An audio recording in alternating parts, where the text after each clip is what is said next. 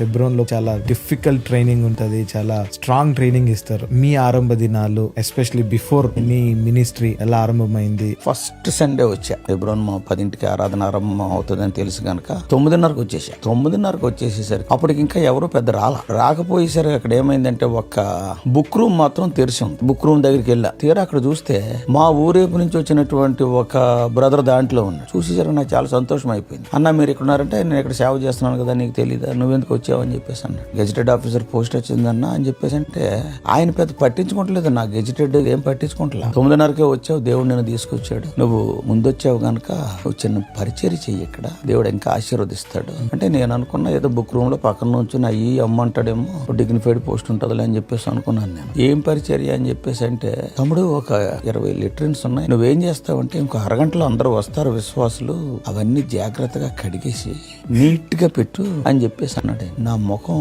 రంగులు మారిపోయింది. లోపల ఎంత నేను పక్కన చెప్పాను కదా నేను గెజిటెడ్ ఆఫీసర్ అని. ఇదేం పని రా వీడు చెప్పేది, నాకు అర్థం అవుతలేదు.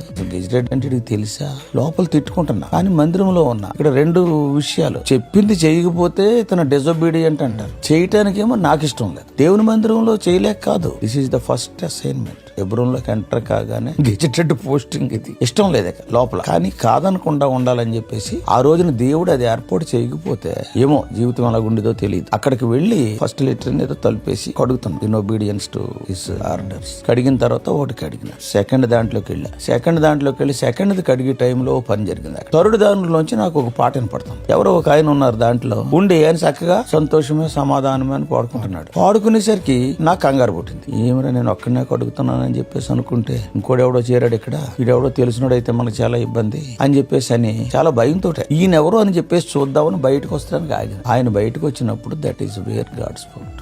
ఆయన తీరా చూస్తే ఎవరంటే 2-3 కేడర్లు నాకన్నా పెద్దోడు, నాకన్నా 25 ఏళ్ళు పెద్దోడు. ఆయనే ముందు వచ్చేసి సంతోషంగా పాటలు పాడుకుంటూ పని చేస్తున్నాడు. దేవుడు చెప్పాడు, అర్థమైందా? That till today I cannot forget. ప్రభువా క్షమించు, కొనుక్కున్నాను. ఆయనేమనుకోవాలా, నన్ను కూడా ఇలా మార్చు, నాలో ఉన్న తీసేసి. ఇలాగా ఆ దృశ్యం నన్ను ఏం చేసిందంటే 6-7 నెలలు కంటిన్యూస్ గా 9ంటికే వచ్చేసి ఇప్పుడు ఎవరు చెప్పక్కర్లా కరెక్ట్.